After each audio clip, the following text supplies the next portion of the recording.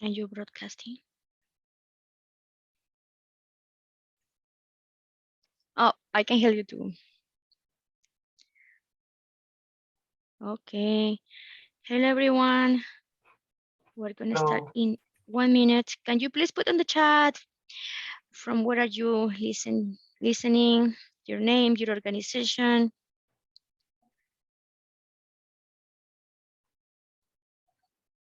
Thank you, everyone, for being here. We're going to start in just 1 minute. Thank you for being here. Vamos a comenzar en unos momentos. Gracias por estar aquí. Pongan de dónde nos saludan en el chat. All right. Down in the chat from where you are listening to us today. We're going to start in a few minutes and we're going to have our interpreter to give some instruction. Vamos a comenzar en unos minutos y nuestra intérprete nos va a dar instrucciones. Pongan en el chat de dónde nos saludan hoy. Ok. Vamos a comenzar. I'm going to have, ¿dónde está Tania? I'm going to have Tania to provide instructions for the interpretation. Vamos ahora a darle la palabra a Tania para que nos dé instrucciones para la interpretación. Bienvenidos. Welcome.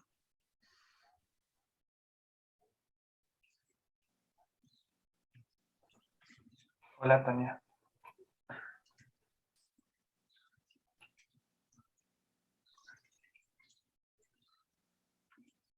Prende tu micrófono, Carla.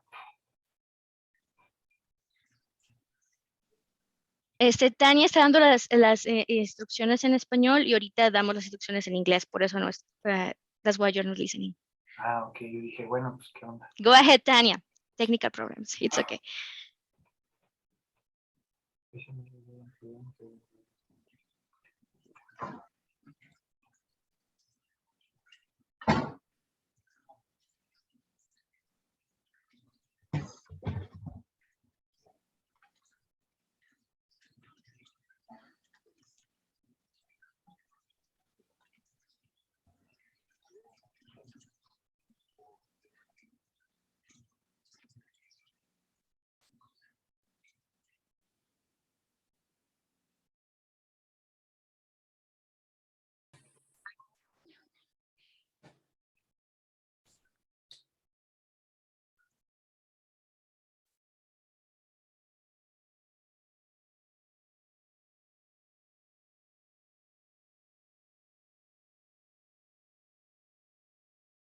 Muy rápido, les voy a levantar mi mano o en el chat también lo puedo poner para decirle al que está hablando que puede pausar un poco más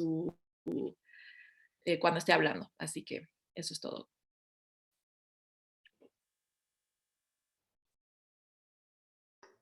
Okay, thank you everyone for being here. My name is Carla Colin. I am the program manager for the Latino Chamber. As a way to be inclusive, we have interpretation services for these webinar, for this forum, I'm sorry. And if you are familiar with these services, you know that at the bottom of your screen, there is a little globe where you can pick the language you want to hear this meeting, and make sure that if you have a question or you want to talk, put it on the chat or raise your hand so it's easier for our interpreter. Try to speak at a pace that is not too fast for our interpreter to be able to follow up on these, and try to wait a couple seconds before each sentence so it's more manageable for her to do these. And if nothing else, we are ready to start. Thank you so much for being here. Thank you, Carla, for that message, for interpretation, and welcome everyone. My name is Berenice Garcia Telles. I am the chair for the Latino Chamber of Commerce, and today I have the pleasure to be here with my colleagues, Jaime Moreno and Pete Salas, and that they will introduce themselves in a bit. And we're going to have a forum to hear from the sheriff candidates for Boulder County to hear their opinions, their initiatives to support the Latino community, and also what's going on in the country that is really affecting our schools, our kids.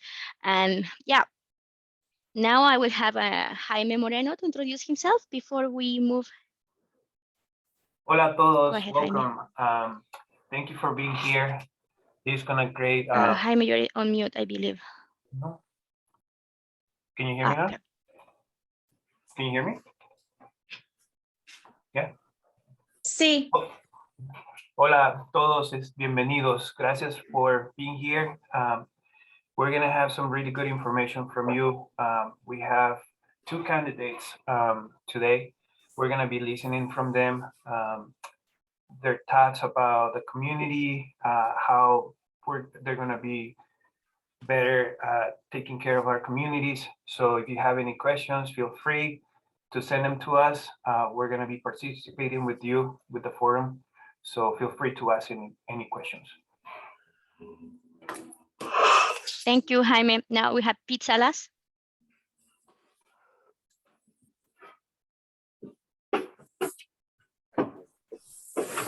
Pete, I think you're on mute, Pete.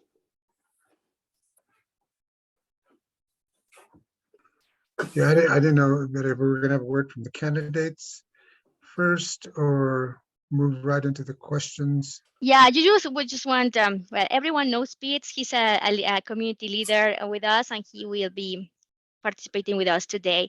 And yes, now you're right. We're going to hear from the candidates, and let's start with Curtis Johnson. Sir, if you want to introduce yourself and give us an opening statement. Thank you. Thank you. And thank you for having me. I appreciate the opportunity to be here and answer your questions and tell you a little bit about myself. My name is Curtis Johnson. I'm a candidate for sheriff, and I am a born and raised in Boulder, native of Boulder County, and lived in Boulder County my entire life. While I was in high school, I became exposed to policing as a cadet with the sheriff's office and found my passion. And I was encouraged to go get a college degree and come back and work for the sheriff's office.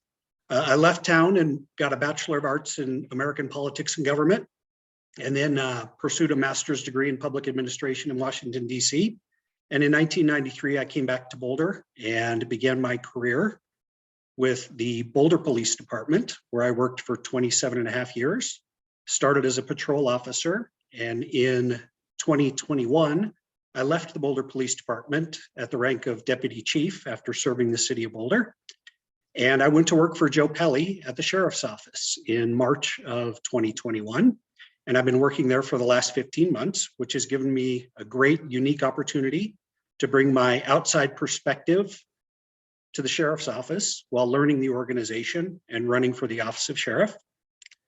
I've been a career public servant. I'm passionate about the work I do, and I'm committed to keeping Boulder County a safe and thriving community like it is today, and doing everything we can to advance and reform policing and the criminal justice system. I would encourage you to take a look at my website when we're done and look at my supporters and people who have signed on to my campaign. And three of the big things that I'm passionate about moving forward as a candidate for sheriff are hiring and retaining a diverse workforce, one that represents our county community, addressing the challenges of mental health in the criminal justice system, as we're struggling, especially in the jail right now, and continuing to advance the reform work that needs to be done to make policing better, to better serve our communities, treat people equally and fairly in the justice system. So I appreciate you having me here. Thanks. Thank you very much. Thank you, sir. Thank you very much for being here and share your initiatives. Now let's hear from David Hayes. Sir, would you mind introducing yourself? Not a bit. Good afternoon. Good afternoon. I'm Dave Hayes. I'm currently the police chief in Louisville. I've been the police chief here for about 8 years. Previous to that, I also worked at the Boulder Police Department. Retired there in 2014. Came to work in Louisville after taking the weekend off. Also served a number of roles at the Boulder Police Department and left as deputy chief of operations. I think, as Kurt mentioned, there are lots of changes, lots of things that need to happen with policing.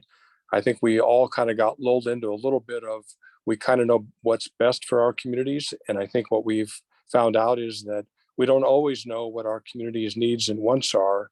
For instance, during the planning meeting for this event, one of the things that we heard from one of the planners was there is still some fear in the Latino community, fear of police. And I know when I was in Boulder, we went through a little bit of that, in particular in the San Juan del Centro area.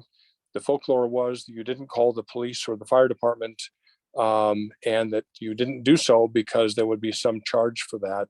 And as a result, we just didn't get called and people didn't take advantage of the services that we provide. I can tell you in the Louisville Police Department, we do a number of things very well, but a couple of the things that we do particularly well is that we investigate beyond the obvious. We make things better than we found them, and we are not concerned in the least about somebody's race, ethnicity, sex, sexual preference. We provide good service to everyone, period, and certainly do not have any interest or nor do we ask about somebody's immigration status. Our job is to provide good police service. Again, as mentioned by Kurt, the world is changing, so must we. There is some police reform that's occurred over the last few years. I've had the opportunity to serve on the legislative committee for the Colorado Chiefs Association and know full well that we do need to make some changes. One of the most recent changes that we made was contact sheets. We need to see who our law enforcement officers are contacting, make sure it's not disproportionate, and that we have a good record, if you will, about those that we are contacting. I will tell you in Louisville, we took it one step further than that. The law requires that we do a contact sheet on everybody that's either a suspect or an arrestee. In Louisville, we took it one step further than that. We do a contact sheet on just about everybody we come into contact with, other than maybe wishing somebody good morning. And the reason we do that is that I want to make sure, I as the chief, that we are providing good service, not necessarily to those that in addition to those that we arrest and those may be a suspect in a crime. I want to make sure that people feel like they can contact us and that we can contact other individuals who are not in those circumstances to make sure that we're providing good, fair policing.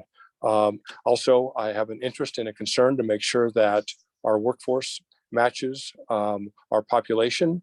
It's easy and sometimes hard to match the Boulder population because of the number of students that we have. So a better population match for us, I think, is more in the metro area than it is in Boulder. But we should our population and we should have a good diverse workforce. Thank you very much, sir. And thank you for having these opening statements. Now we're going to pass to the questions, and we're going to ask you the same question to each one of you, and you will have up to 3 minutes to answer. And we're going to cut you at the 3-minute mark. And my colleague, Pete Salas, will have the honor to start the first question. Go ahead, Pete. Thank you. Yeah, thank you. Can you hear me? Am I good? Yeah, I just wanted to thank both our candidates for being here. As you know, we haven't had the opportunities very often.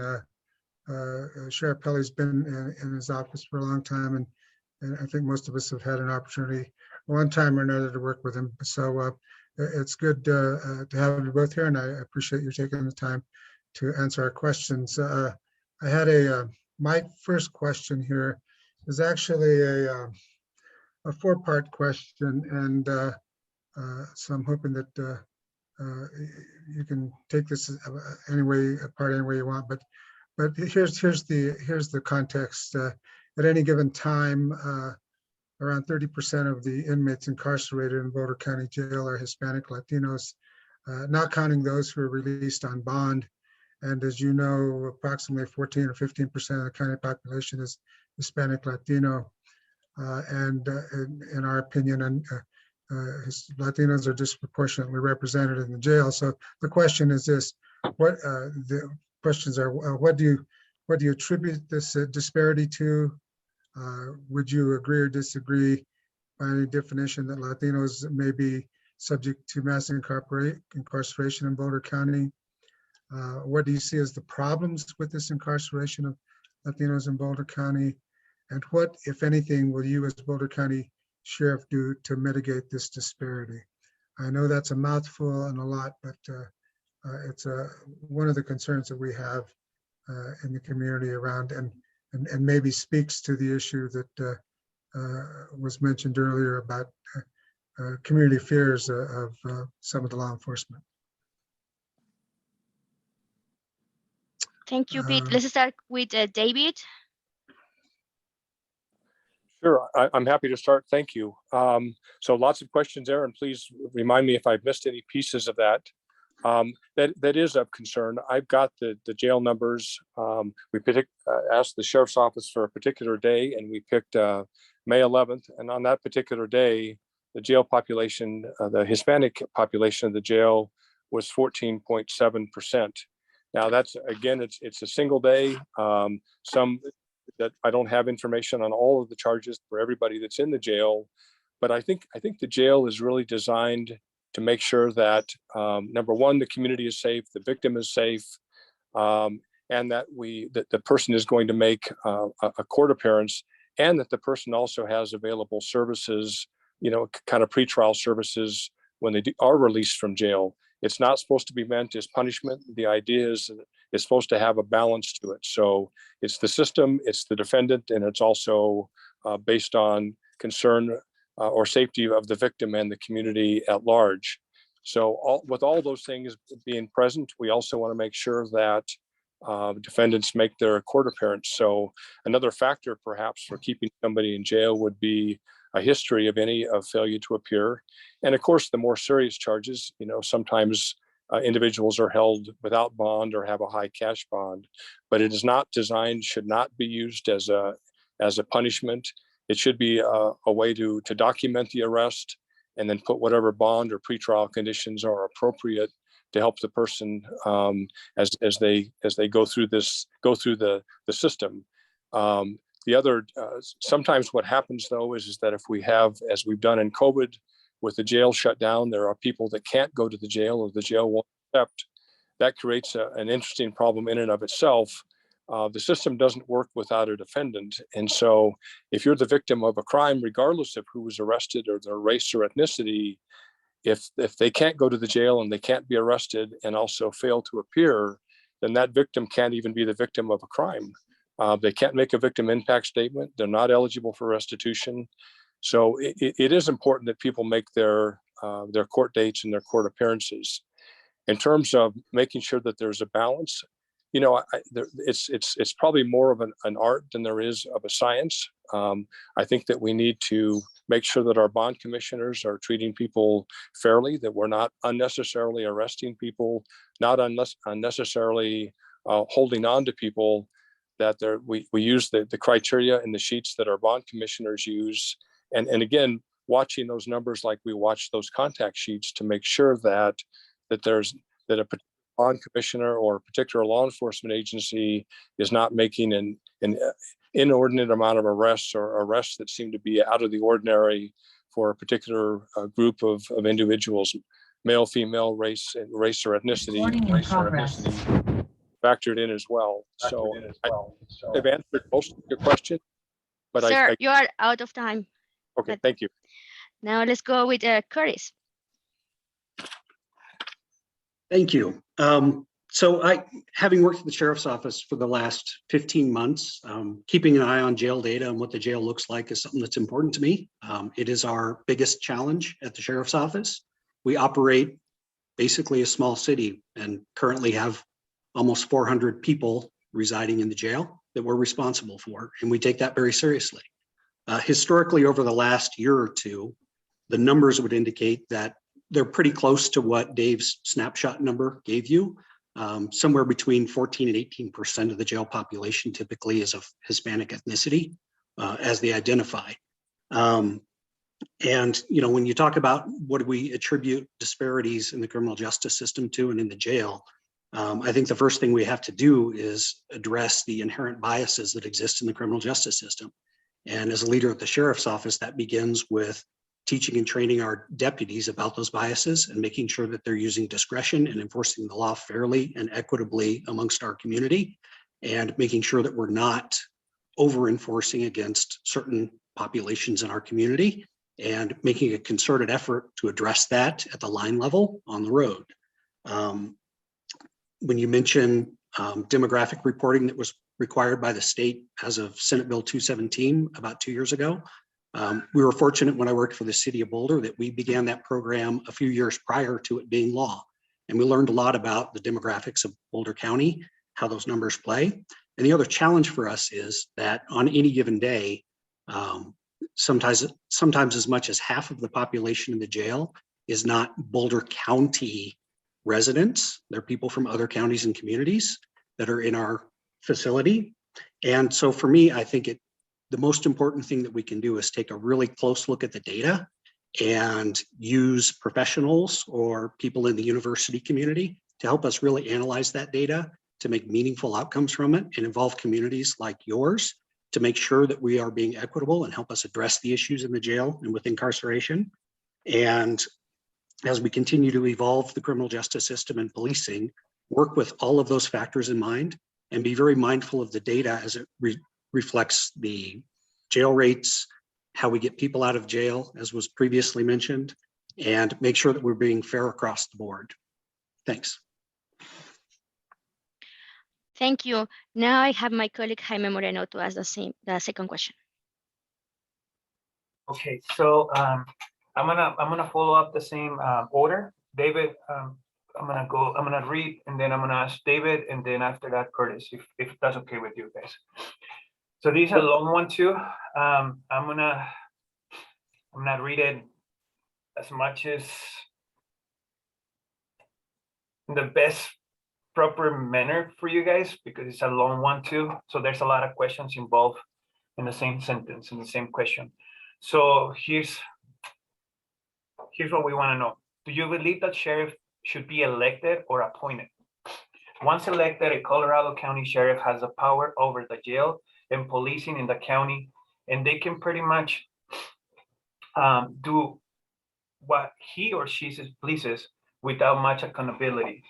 A sheriff can really be fired when they do something wrong while they remain in office.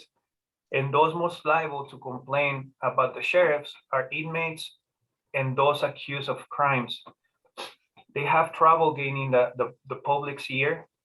In the past few years, we have witnessed at least a dozen of Colorado sheriffs who declared that they would not enforce certain state laws, especially those relating to guns and require data disclosures.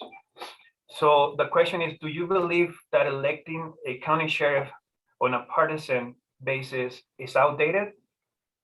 Won't an appointment county sheriff bring more accountability to the office? Why and why not? Thank you for that question. I think the system works pretty well in Colorado, and you're exactly right. There are some sheriffs out there that I think have been fairly openly defiant about what laws they're going to enforce and what laws they're not. That's not the oath that I took as a law enforcement officer.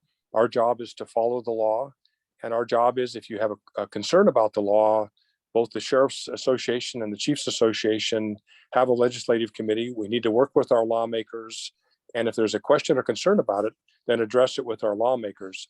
But as the sheriff, I don't think you have that choice. And some have been probably better choices than others. I know we've had some sheriffs in Colorado that don't want to cooperate with ICE. I think that's not necessarily a legal requirement. It's probably more of a preference from the federal government. And I don't believe that the sheriff's office is currently doing that. And I have no plans to change that. I don't want to make that kind of report. I'm just not sure how relevant it is.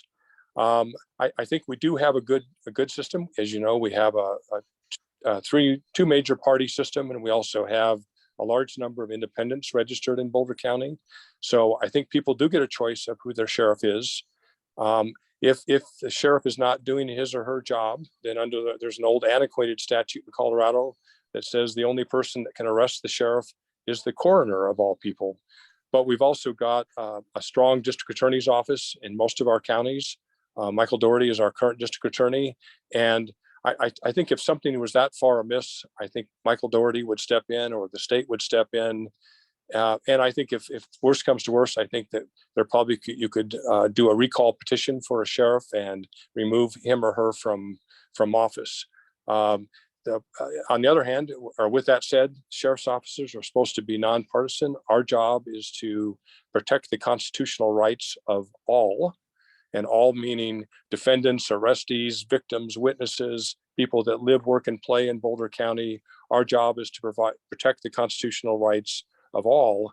And as a sheriff, you can't forget about that. If you do, you shouldn't be the sheriff. And again, we have been fortunate in Colorado. We've got good sheriffs. We have a couple of sheriffs that are out there, perhaps a little bit in terms of not wanting to enforce certain laws. And I think that's certainly their right, but they should probably keep that personal opinion to themselves. And what we have to be able to rely on our law enforcement officers, and in particular sheriffs, because they're elected and over a much larger geographic area than city police chiefs are appointed, that they are going to enforce the law fairly, and they are going to, walk the walk, talk the talk, talk to their employees, make sure that that's a clear expectation. When I'm elected sheriff in January, we're going to be establishing a value-based management system, and everybody will know from me directly what the expectations are. And Sir, your time is up. Thank you. Let's go with Curtis. Thank you. And I very much appreciate the question, because as a first-time candidate and someone who has traditionally worked in a municipal police department, the difference between selecting leadership for the organization is profound. And one can look at it as typically when a municipal police chief is being interviewed and selected, it's a 5 or 6 week process with lots of community input. Running for office has proven to be more like a 6-month job interview that will continue all the way through the primary in June. And so I do think we have to be very careful. There are some offices that you need to select a professional in the field that they're being elected to work in. And I think sheriff is one of those offices where you have to look very closely at the candidates to make sure that you are getting the leader that you need for the sheriff's office that will represent the community and the values of your community. As far as following the law, absolutely correct that I took an oath to support the laws of the state of Colorado, and I have no interest in defying those laws or refusing to participate in enforcing them. A good example of recent laws that were somewhat disputed by other sheriffs would be extreme risk protection orders and the ability to enforce gun laws when they involve people in a mental health crisis. And in our county, countywide, and with the leadership of the sheriff's office, we developed a process to not only handle the petition process for an extreme risk protection order, but also to follow through and enforce it. And that's been a contentious issue with other county sheriffs, but in our county, it is not. We see that as the law and we must follow it. Now, to clarify a point that Mr. Hayes made, the sheriff's office does not have any formal agreements with immigration. We don't participate in immigration activities, and we don't report things to immigration other than what they have access to through systems that we are required to put information in. But we have a history of working with the Latino community to make sure that we are looking out for the rights of people who may be undocumented and incarcerated in our jail and how we can protect them. We do not honor immigration holds at the jail, and that those traditions will continue under my leadership. Ultimately, it's up to an elected official to be responsive and listen to their community and be held accountable by their community. It's difficult when it's an elected office, more difficult maybe than an appointed office like a police chief, but it's a challenge I'm up for. My door will be open. I want to run a transparent and highly communicative organization that represents the values of our community and takes into account all of the ears and all of the voices in our community to make sure that we are treating people fairly and appropriately. Thanks. Thank you very much. Thank you. And now let's continue the questions with Pete.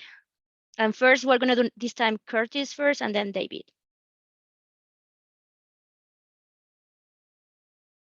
You are on mute, Pete.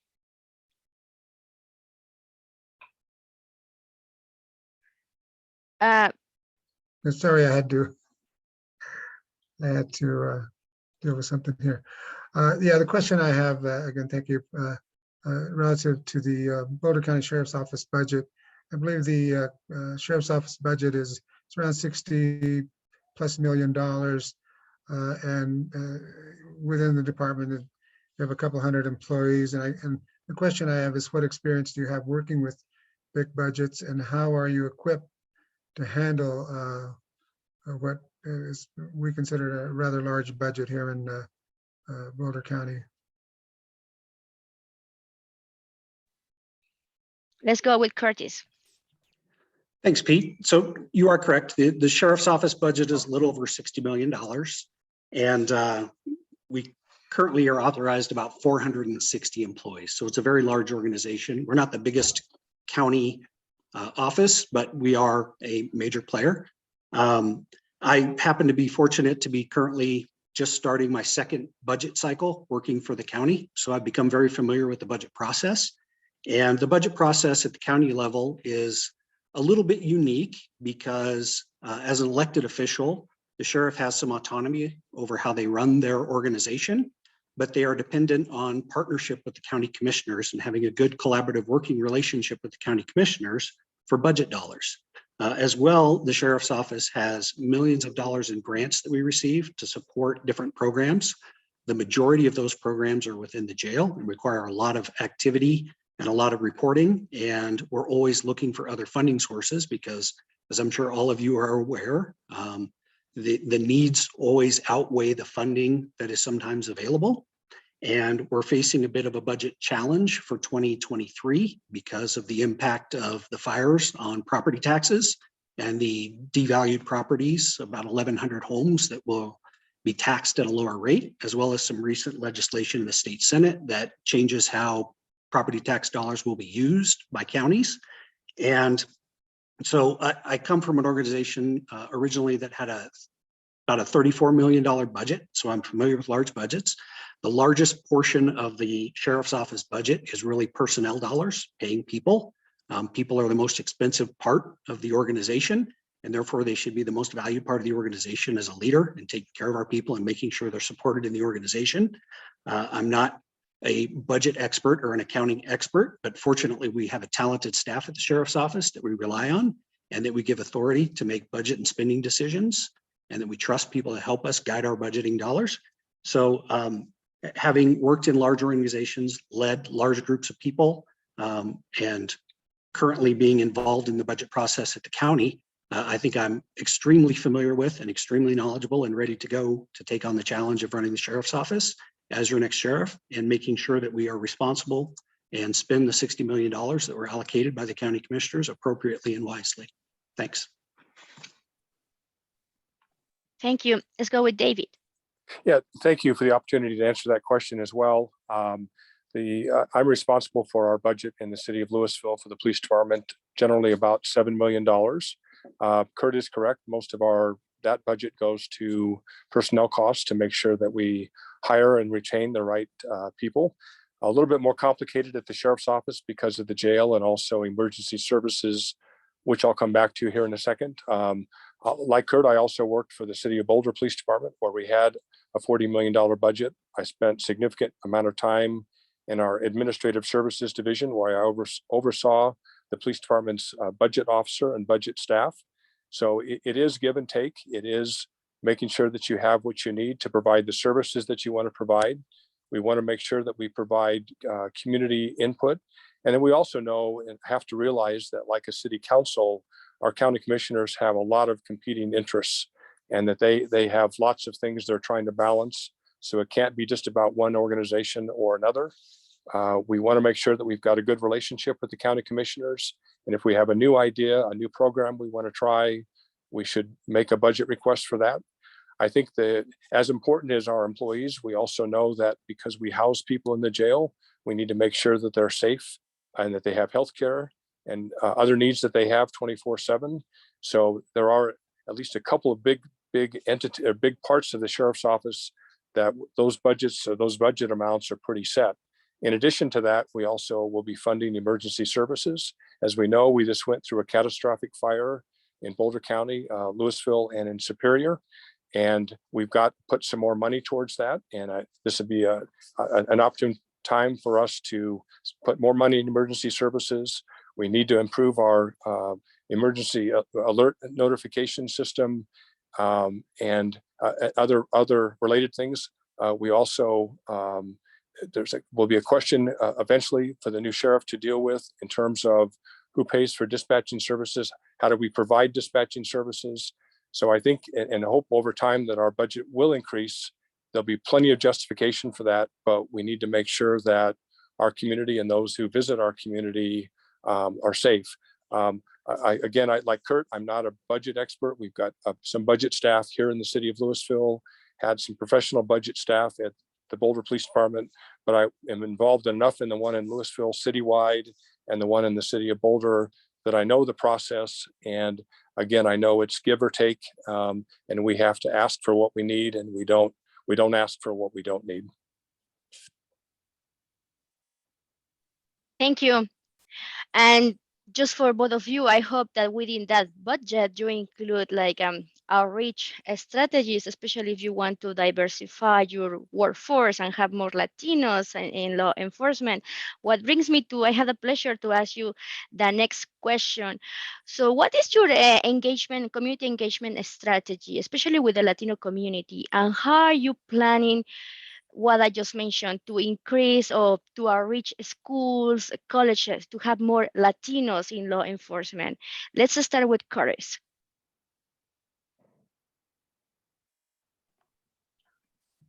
Thanks. I appreciate the opportunity to answer this because it's something that's been on my mind since I started with the sheriff's office. And certainly the pandemic hasn't helped us with community engagement and being able to do outreach and connect with communities, especially, for example, the Latino community. So for me, it's about how we can reallocate some people in the organization that are committed to outreach and community relations and developing relationships and trust in the community. And for me, there are people in mind in the organization that I think would be fantastic at that work.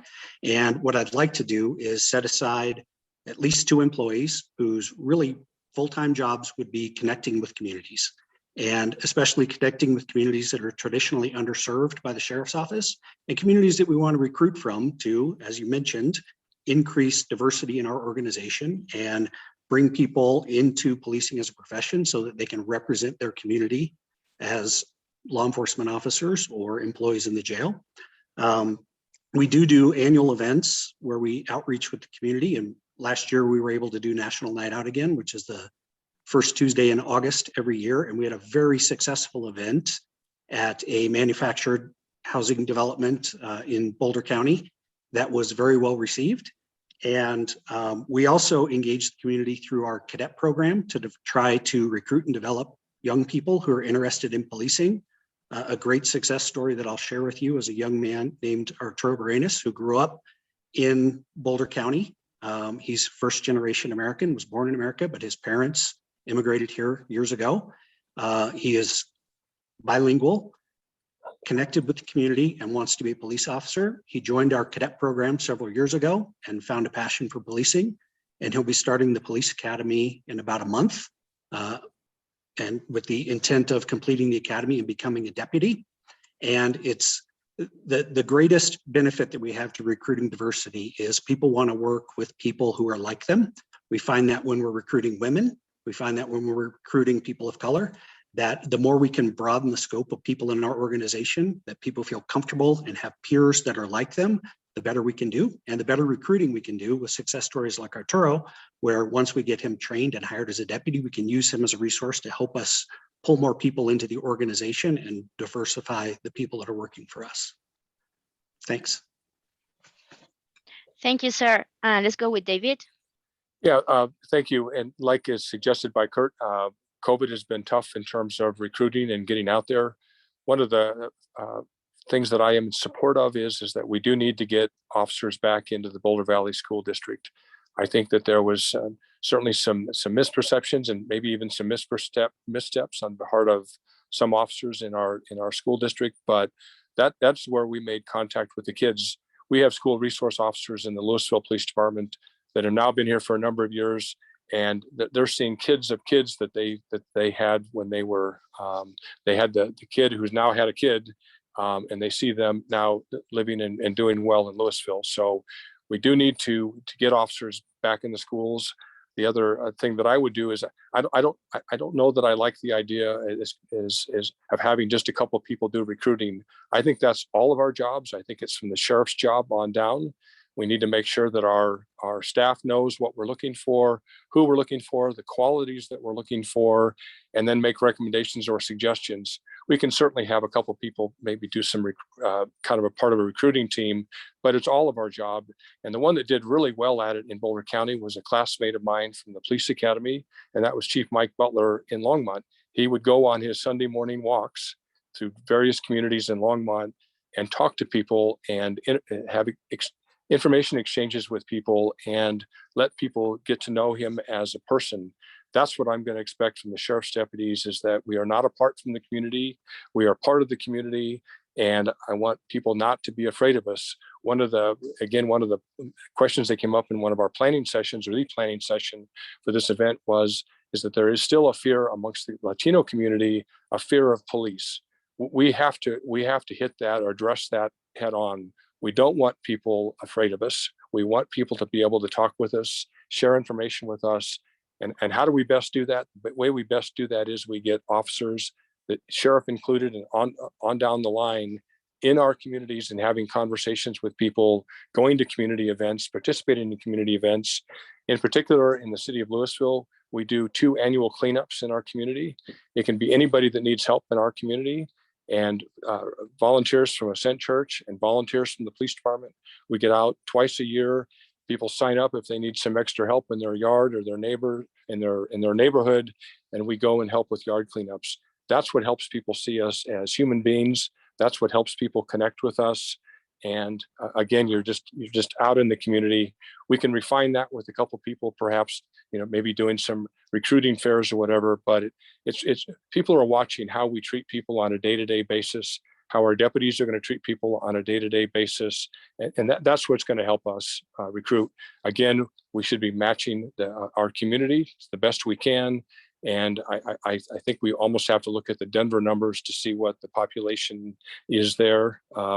That's where many of our applicants are going to come from, is the Denver area. I'm sorry, I had to stop. And before I give the mic to Jaime, it will be important for both of you to learn about our culture, not only Latino, but also the African American community. And I know there is a question on the chat about it. Because it's not only doing what you do, and it's great, but if you learn about our culture, you can relate to how we feel, how we think, and that can enable and have a better communication with your departments. Okay, Jaime, to you. Okay, so next question. So as you know, and this is gonna be, it's been a huge concern in our community, regardless of the ethnicity of the person. We have a lot of mental illness people who have been incarcerated rather than being getting the help that they need. So my next question is more about mental health illness. How would you work to make the Boulder County Sheriff's Office better suited to handle people with mental illness? Curtis?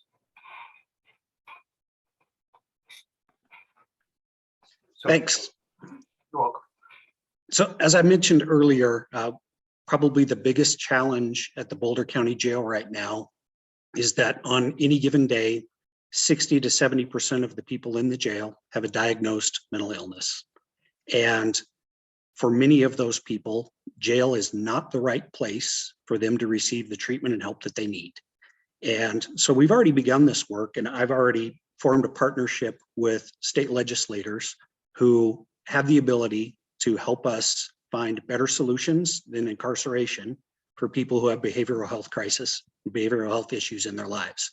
And Judy Amabile is a local state legislator who's passionate about mental health and addressing mental health, especially as it intersects with the criminal justice system.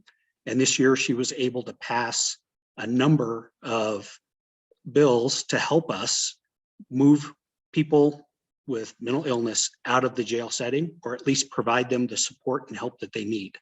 One of the things that we've already done to address this as well is we have created one of 3 RISE programs in the state. It's a restoration program for people in jail who have been found incompetent to stand trial and have to go through a process to be found competent before they can proceed with their criminal cases. There are only 3 jails in the state of Colorado that have programs in their facility to help with that restoration process. Otherwise, individuals have to be moved to the state hospital in Pueblo for that process, which is time consuming. And again, it's a state facility that's underfunded and doesn't support all the needs of the criminal justice system throughout the state. So it is a work in progress, but it is the biggest challenge facing the criminal justice system and policing right now is how we address mental illness. The other piece of that that's important is what we can do on the front end, on the street, to intercept people who have committed low-level violations and use co-responders and other resources to potentially divert them out of the criminal justice system, or at least keep them out of jail so that we aren't having those impacts in the jail setting. And there's a lot of work being done with our co-responder program to expand it, to increase the opportunity for mental health clinicians to be engaged early in the process and help guide police officers to make good decisions about who gets arrested and who doesn't, who's eligible for different programs and different opportunities that can help them stay out of the jail setting. And so that is part of why I am really excited to become sheriff, is to have an impact on how we address mental health and mental illness in the criminal justice system, and especially how we deal with it in the jail to provide people with a more supportive system to help them move through the criminal justice system and hopefully not come back. Thanks. Thank you. David? Thank Yeah, mental health illness isn't mental health issues or illness is affecting men, women, and children throughout our community. Jail is a good example of it, where it's a secure setting, and I would agree that that's not a place for most individuals. Although in some cases, the treatment in the jail, the mental health treatment that they do provide or is provided in the jail, might be better than no treatment at all. We do have a shortage of mental health clinicians. We have a shortage of therapists. In the past, some of the programs that Kurt has talked about, we've sent out RFPs looking for providers. So if there's an alternative, if you don't stay in jail, let's get you right away to see a mental health clinician or a therapist. And sometimes either we didn't get a response to the RFP, or it might be 6, 7, 8 weeks out before we're able to get that individual an appointment. So along with shortage of police officers, we also have a shortage of mental health clinicians. One of the things that we're going to be talking about with the Attorney General at the upcoming Police Chiefs Conference in July is maybe a Peace Corps kind of program, where we not only would be looking to bring more officers on the street because we're all short, but also maybe a Peace Corps kind of program where we can get more young people or others interested in becoming a mental health clinician. We in Louisville also have an in-house mental health clinician. She has been invaluable for us in terms of not only deciding to charge, not charge. We have a written policy now that says, when we have somebody in those circumstances, we talk with the on-call DA, we talk with the hospital staff, we talk with the police supervisor, what's best for the patient, what's best for the safety, and we make those decisions based on all of that. The other thing that we're also not doing anymore, that it was pretty easy in the past for officers to bring people in on a 72-hour hold.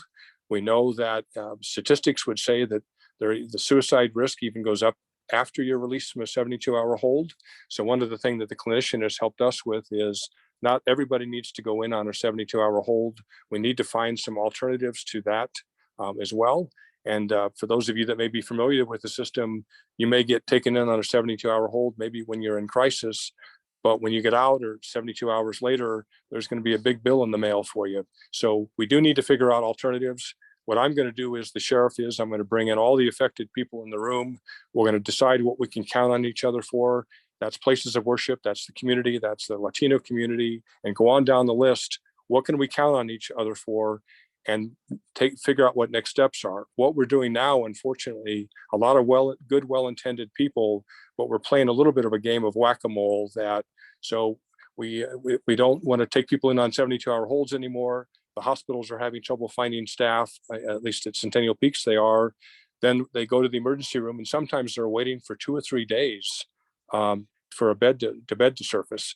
Getting back to the jail, it is not a place for mental health patients, but it is also still a balance with safety. The only real secure mental health facility, as we know in Colorado, is Pueblo. That's not easily, you can't easily get people into that.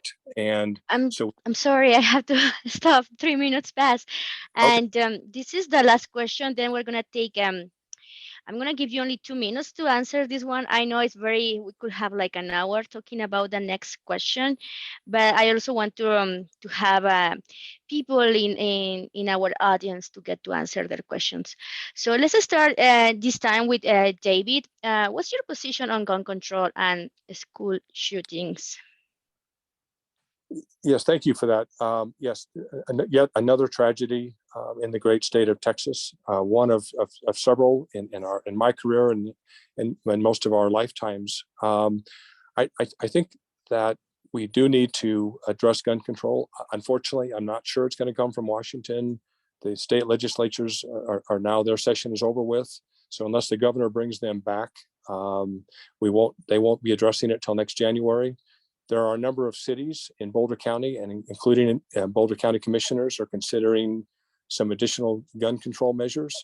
I do support those. I also understand that we have a Second Amendment, but the Second Amendment, we have to be careful with that. At the time when that was created, we were talking about muskets and teas. Now we're talking about automatic weapons and fentanyl. So the world has drastically changed. So I am supportive of some additional gun control measures, providing our law enforcement officers the tools that they need. And we don't know what we prevent, but I think we have to try. We have to do something. We cannot continue to get up in the morning or read in the newspaper about another tragedy.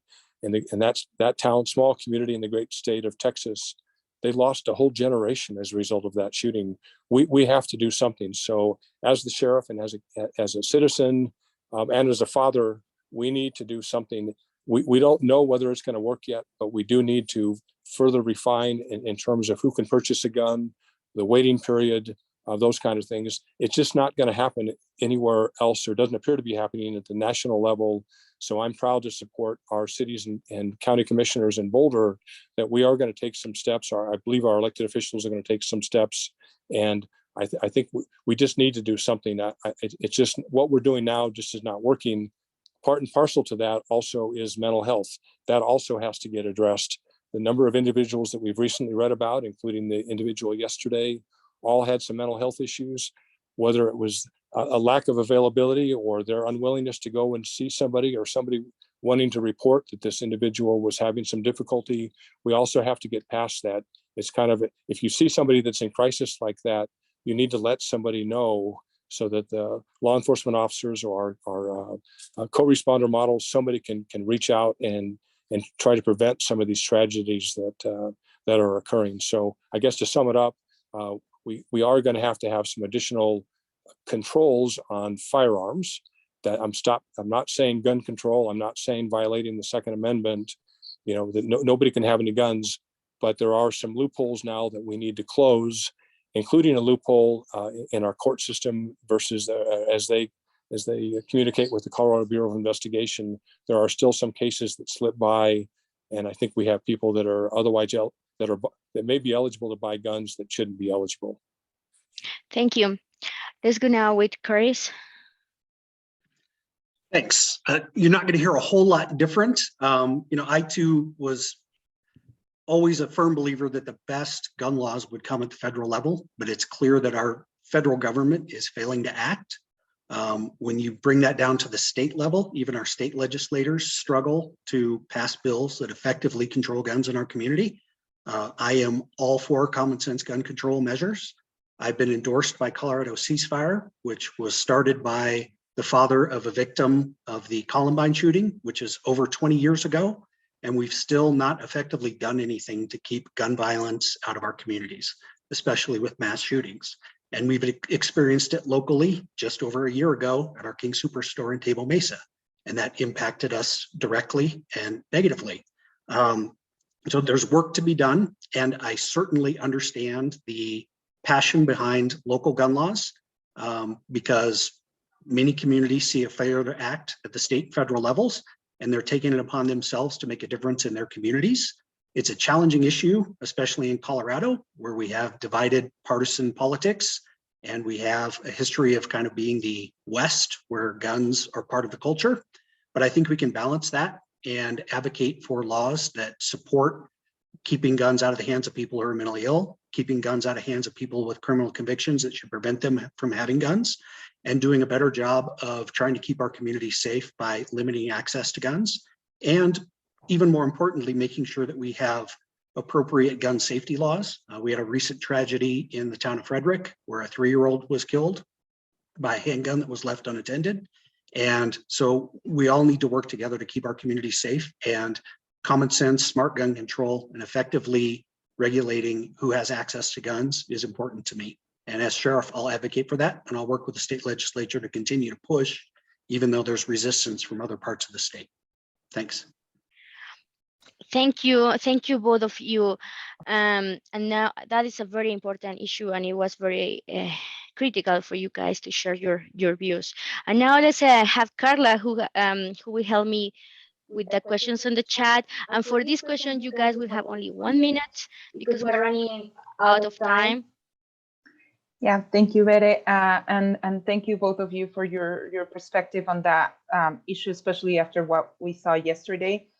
It was very important to hear from both of you. And if any of our audience has some extra time, please feel free to stay so we can answer the questions on the chat. So first question that we have in the chat is, how come it took 3.5 months to produce the first amendment to the Boulder County Communications Department's notification policy after the catastrophic failure to notify hundreds of people during the Marshall Fire? And why wasn't every surrounding city, municipality, emergency services leaders part of this process? And I don't know who wants to go first, whoever. Let's start with Chris. I think was the order. Sure. And there's no way I can answer all of that in 1 minute, but Okay. let me define it down as quickly and as appropriately as I can. So the notification procedures following the Marshall Fire, absolutely there were challenges with that. We rely on first responders in the field to give us information and notify people and have them evacuate. And that fire moved so fast that we couldn't keep up with it. First responders couldn't keep up with it. We had no idea where it was headed or how fast it was getting there. I think the meat of this question has to do with wireless emergency alerts, which are a technology that was not in place prior to the fire, but over the last 3 months has been put into place. It's not without some challenges because it can lead to over notifications and some issues with creating havoc during evacuation processes. And so that is a work that is constantly being worked on. The Marshall Fire is a game changer for us. It has forced us to refocus how we deal with fire in our community, because it's no longer just a mountain threat. It's a threat to suburban Boulder County as well. And there are ongoing coordinated efforts to continue to address and evolve and adapt and make changes as the impacts of that fire are realized and what we can do better learning from that incident. I have to stop 1 minute. David. Yeah, thank you. I'll just add a little bit to what Kurt said. In terms of that notification system, we know that there is problems with the system. It's fairly old. The current system is fairly old technology.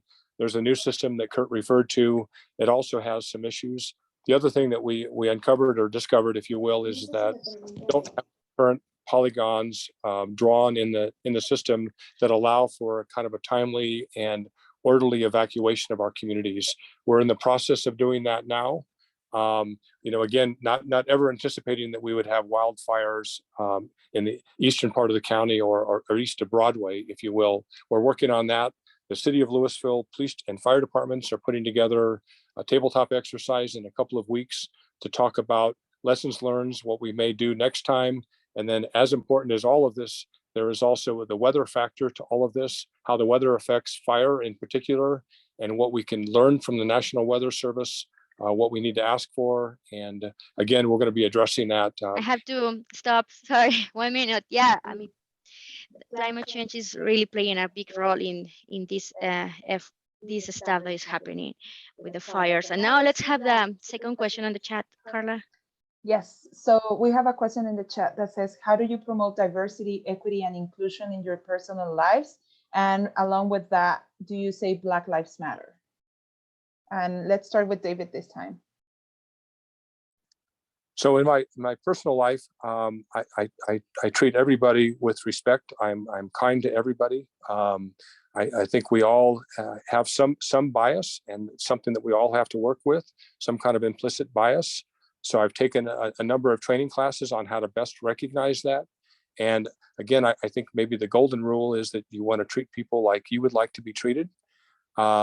In terms of my professional life, we try to promote diversity. Again, walk the talk, talk the talk, or walk the walk, talk the talk in our organization. In terms of Black Lives Matter, I believe that all lives matter, and that's all of us. I think if we try to single out one group or one race or ethnicity, I think somebody feels left out of that. So what our job is as law enforcement officers, and me as a law enforcement officer and a chief and the sheriff is that we have to protect the constitutional rights of all. And we also have to try and help everybody. Some people need a helping hand more than others. Some people may never need a helping hand, but we have to do what we can. And it's kind of like raising kids. Fair doesn't mean equal. What that means is that you help people as they help. Have to stop. Sorry, 1 minute. Thank you. Let's go to the next question, Carla. Do I get to answer that one? Sorry, I'm so sorry. I got so excited. Yes, Curtis, go ahead. I can be brief for you. Yes, I say Black Lives Matter. As far as personally, how do I promote diversity, equity, and inclusion in my personal lives? First, I'm a student of life. I'm constantly learning. I recognize that I'm a white male that grew up in a very white community, and the privilege, and as a police officer, the power that comes with that. And I own that. And I try to be responsible and respectful with that, knowing that in my heart.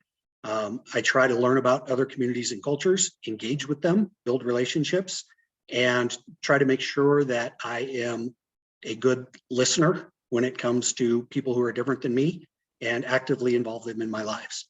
Thanks. Thank you.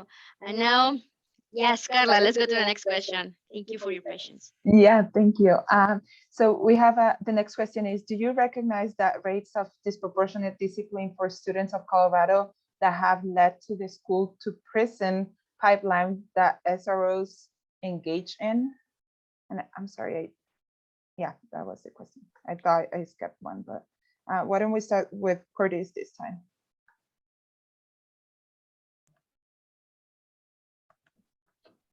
Thanks. And I see down below there's a question specifically for me that relates to this, so I'll answer that as well. As far as school resource officers, I actually believe that is a decision that schools, school boards, and school districts and school administrators need to make for what's best for their campus and their community. They know their schools. And at the sheriff's office, we have the opportunity to work in the St. Vrain Valley schools where there are school resource officers. We also help and support Boulder Valley schools where there are not school resource officers.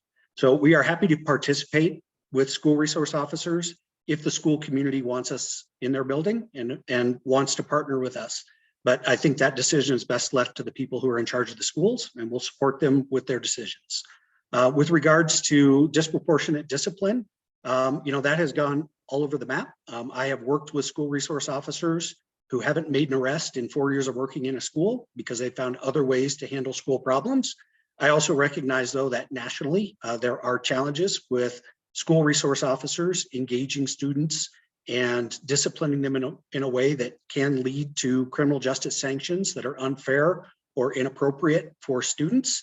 And so I think we have to keep that in mind. If we are policing in schools, how we handle discipline in the school system, whether it involves a criminal justice system or not, how students are held accountable for behavior by the school administration, and whether or not that needs to be a police matter. We have to work with that in mind if we're going to be engaged in the schools, and look for creative and oftentimes restorative justice or diversion programs that we can use to keep kids out of the criminal justice system when most appropriate. Thanks. Thank you. Can I go ahead and go? Yeah, thank you.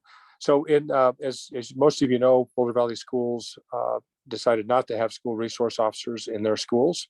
We did have a couple of school resource officers and of course pulled them out of the school. We continue our relationship with our schools. We now have, I think, more of a school liaison officer. We had a good relationship with our schools. I know there was a study done a few years ago about potentially a bias. I looked at those numbers. I looked how they applied, at least to my department in Louisville. And I think in that 2 or 3 year period, I think we made a total of 3 physical arrests. And it was, I think, 2 white males and a white female. And so I think in terms of our policing, and we do have a specific policy about how we police in the schools. The idea is that we let the school handle matters first. There are certainly some serious things if it was a sex assault or a serious assault that become more of a police matter. But our job was really in the school was to provide some input to the school staff, join in discussions about students on how to best handle things that come up. Most of what our school resource officer did in those schools was not police related work. And we were fine with that. We didn't expect that they would come back with a handful of tickets or even make arrests in most cases. So again, I also think that while I think given the events of yesterday and some other events that have occurred, I think it's better to have a school resource officer in the school. But I also would agree that it is ultimately up to the school board, our elected officials, and the school superintendent about whether they want somebody in the schools or not. In Boulder Valley School, kind of gone to a different model, and with some civilian kind of staff, many former police officers from Louisville, Boulder, City of Boulder, and others, and we have been working well with them as well, and we're happy to continue down that road as well. Thank you, both of you. And now we're going to have the final statement, and let's keep it to 1 minute because I know we're already past the time. But I thought that what you guys mentioned was very important for the community members to hear. So yeah, Curtis, would you mind starting your final statement? Thank you.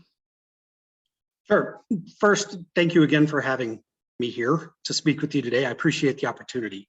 It's been 20 years since we've had a really contested election for the office of sheriff, and it's an important office and one that we should take seriously in our community. There are lots of challenges ahead for the criminal justice system and for the sheriff's office, for policing, for the jail, mental health. We've talked about a lot of topics today that are critical and important to our community and keeping our community safe, as well as addressing climate change and all the impacts on our community, fires, floods, all of the other disasters that the sheriff's office is responsible for responding to. I would encourage you, before you vote, to take a look at each of our websites and study the candidates. Make sure you understand who you're voting for. Most importantly, I'd encourage you to vote on June 28th. The primary election will determine the outcome of this race. There are no other candidates. It's just me and Mr. Hayes. And finally, I would say we've had a great sheriff's office for the last 20 years under Joe Pelley. And my goal is not to continue to be Joe Pelley. I am not Joe Pelley. There is a great organization. It's not broken, but it needs to be advanced, moved forward. There are things that we can do to make the organization better, communities we can better connect with to strengthen our relationship in the community. And I look forward to being your next sheriff. I hope you'll support me. And if you have any questions, there's an email address on my website. I'd be happy to answer your questions and communicate with you further. Thanks. And now let's have David, and then we have Pete Salas for the closing. Thank you. Yeah, also thank you very much for everybody's time and those who may listen to this as the days go on. It is a very important election. What I bring to the table that I don't believe that my opponent does is I'm currently a police executive, been doing this for a long time. I'm ready to hit the ground running in January. Kurt has mentioned about some endorsements. I would also encourage you to look at our websites, and I think you also need to look at accomplishments. Endorsements are a good thing to have. I have a few endorsements, probably not as many as Kurt does, but take a look at the accomplishments, take a look at the work that I've done in our community, talk to somebody in Louisville, ask them about Dave Hayes is the police chief, work that he's done, most of which is not very much of it related to police work, because most of law enforcement doesn't involve police work. I would also agree, I think Joe Pelley's done a good job for the last 20 years, but I would also suggest sometimes it's best for an outside look. I think there is some culture that needs to change at the sheriff's office. And with that, I think I'm probably at my time. And again, I appreciate everybody's time today. And as Kurt mentioned, you're welcome to email me. My email address is listed on my website. And thank you for your time. Thank you, David. And now we have Pete Salas for our closing. Thank you. Yeah, I appreciate and thank you again, as Betty said. Just very quickly, the one issue that didn't come up, and both the candidates can probably think about this, is it was referred to, but I believe that candidates and staffs need to be culturally competent. That's some work that we don't get enough done. It's not to be confused with diversity and inclusion. Cultural competency is a personal process. Along those lines, it was mentioned that the golden rule, do unto others as you would have them do unto you. For us trainers, interculturalists, it's long been known that we have what's called the platinum rule. The platinum rule says, do unto others as they wish to have done to them, not as you wish to have done. That's totally different when you're acting interculturally. Sometimes we want to be treated, we don't want to be treated like you want to be treated. So it goes back to what Betty said earlier about understanding cultural differences, and that's part of developing cultural competency. That's all I have. I appreciate your time and look forward to seeing each of you on the trail at some point. Thank Great. you. Thank you. Thank you, Pete. And just to remind you that next week we have our forum with the Boulder County Commissioners. So we're going to see you at June 2nd at 2:30 p.m. And the websites for the sheriff's candidates are on the chat, so feel free to copy and paste them or click on them so you can follow their proposals and what the work they're doing, and check them out before you vote. Thank you so much. On behalf of the Thank you. Have a Latino nice Chamber, afternoon. I want to thank you both. You guys are amazing people, regardless of who's going to take the role. But I'm very proud to have you and, to have these kind of meetings with you guys. Thank you very much for what you're doing. Thank you, David. Thank you, Curtis. Have a great day. Take care.